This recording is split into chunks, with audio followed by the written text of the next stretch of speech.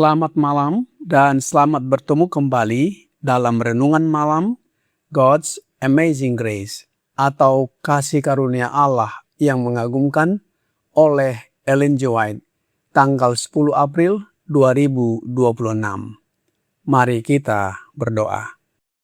Bapa kami yang di sorga, Allah pencipta langit dan bumi, laut beserta segala isinya. Satu-satunya Allah yang benar, yang kami sembah selalu melalui anak-Mu Yesus Kristus. Kami bersyukur dan berterima kasih oleh sebab penyertaan dan perlindungan Bapa sepanjang hari dalam seluruh aktivitas dan pekerjaan kami. Pada malam ini, kami akan mendengarkan firman-Mu. Mohon karuniakan Roh Yesus Kristus dalam hati kami, menuntun dan mengajari kami agar dapat mengerti dan menghidupkan firman yang kami pelajari dan dengarkan. Besertalah dengan kami sepanjang malam ini, ya Bapa. Kami persembahkan doa ini di dalam nama Yesus yang adalah Tuhan dan Juru Selamat kami. Amin. Renungan malam ini akan dibacakan oleh Bapak Moga Marpau. Kepada Bapak Moga, kami persilahkan. Terima kasih dan selamat petang. Judul renungan kita 10 April 2026 adalah Menumbuhkan Kebencian Terhadap Setan. Ayat inti kita terdapat dalam Efesus 4 ayatnya yang ke-27. Dan janganlah beri kesempatan kepada iblis.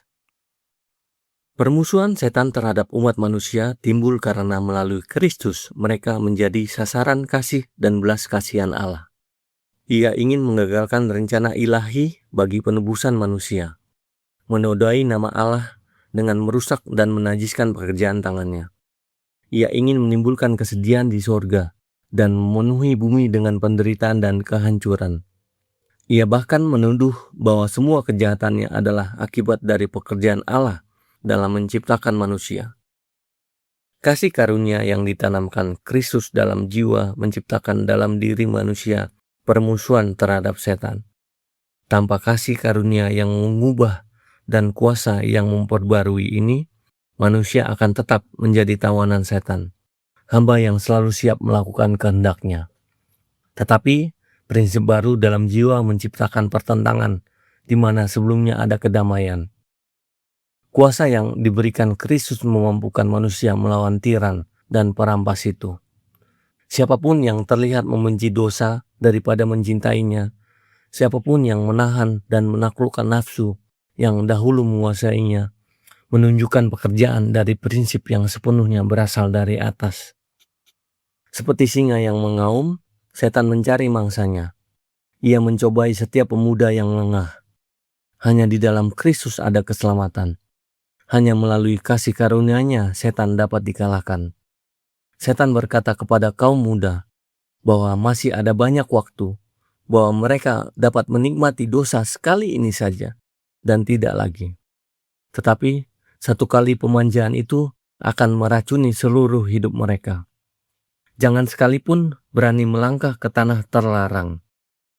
Di zaman jahat yang berbahaya ini, ketika godaan terhadap dosa dan kebejatan ada di mana-mana, biarlah seruan sungguh-sungguh dari hati kaum muda naik ke surga. Dengan apakah seorang muda mempertahankan kelakuannya bersih?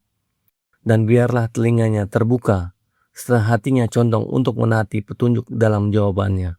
Dengan menjaganya sesuai dengan firman-Mu. Mazmur 119 ayatnya yang ke-9. Satu-satunya keselamatan bagi kaum muda di zaman yang penuh pencemaran ini adalah menjadikan Allah sebagai kepercayaan mereka. Tanpa pertolongan ilahi, mereka tidak akan mampu mengendalikan nafsu dan keinginan manusia. Dalam Kristus terdapat pertolongan yang sangat dibutuhkan itu.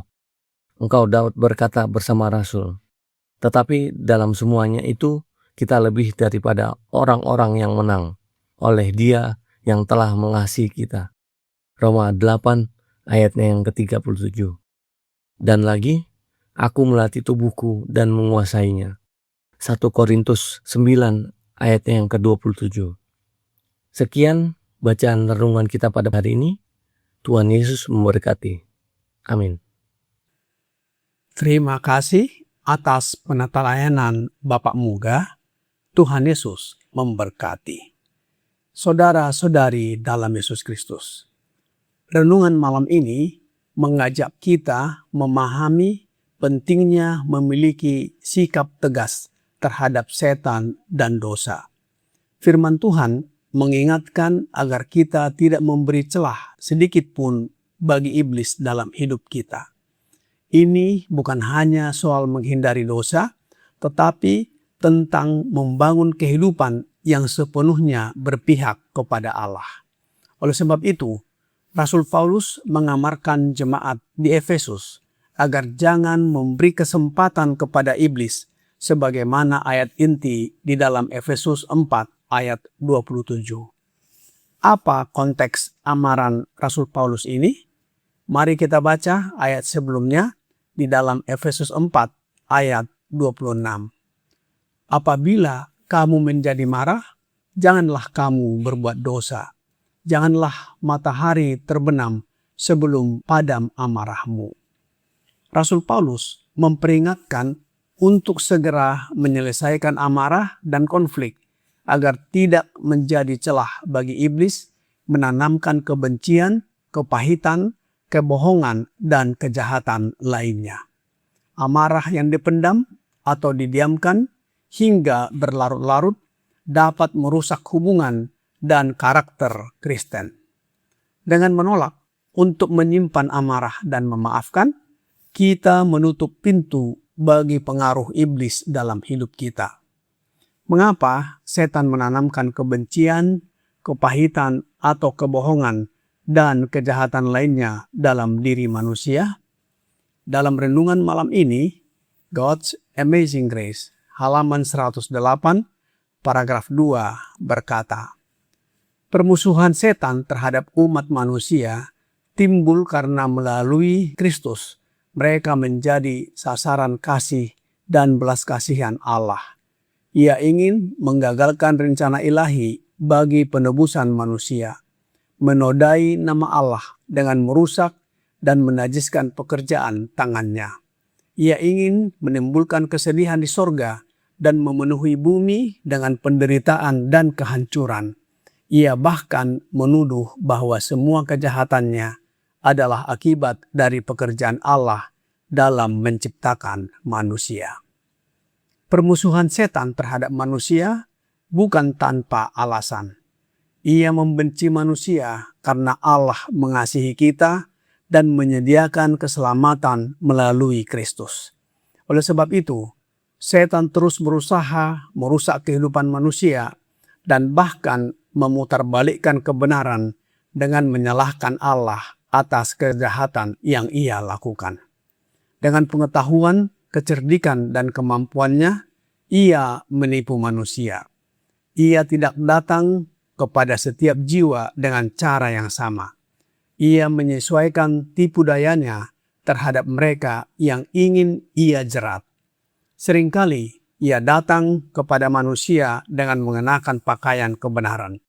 Di balik perbuatan yang tampaknya baik dan penuh belas kasihan, ia untuk sementara waktu menyembunyikan tabiat aslinya, dan dengan cara itu seringkali berhasil memenangkan kesetiaan mereka yang masuk ke dalam perangkat atau jeratnya. Seperti singa yang mengaum, setan mencari mangsanya. Ia mencobai setiap manusia yang lengah dan tidak waspada.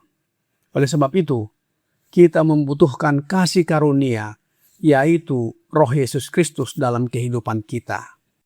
Selanjutnya, di dalam renungan malam ini, God's Amazing Grace, halaman 108, paragraf 3, berkata, kasih karunia yang ditanamkan Kristus dalam jiwa menciptakan dalam diri manusia permusuhan terhadap setan. Tanpa kasih karunia yang mengubah dan kuasa yang memperbaharui ini, manusia akan tetap menjadi tawanan setan, hamba yang selalu siap melakukan kehendaknya. Tetapi prinsip baru dalam jiwa menciptakan pertentangan di mana sebelumnya ada kedamaian. Kuasa yang diberikan Kristus memampukan manusia melawan tiran dan perampas itu. Siapapun yang terlihat membenci dosa daripada mencintainya, siapapun yang menahan dan menaklukkan nafsu yang dahulu menguasainya, menunjukkan pekerjaan dari prinsip yang sepenuhnya berasal dari Allah melalui Yesus Kristus. Oleh sebab itu, roh nubuat di dalam The Faith I Live By, halaman 117, paragraf 6 berkata, biarlah hatimu dilunakkan dan dilembutkan di bawah pengaruh ilahi dari roh Allah. Engkau tidak seharusnya terlalu banyak berbicara tentang dirimu sendiri, karena hal itu tidak akan menguatkan siapapun. Bicaralah tentang Yesus dan lupakan diri.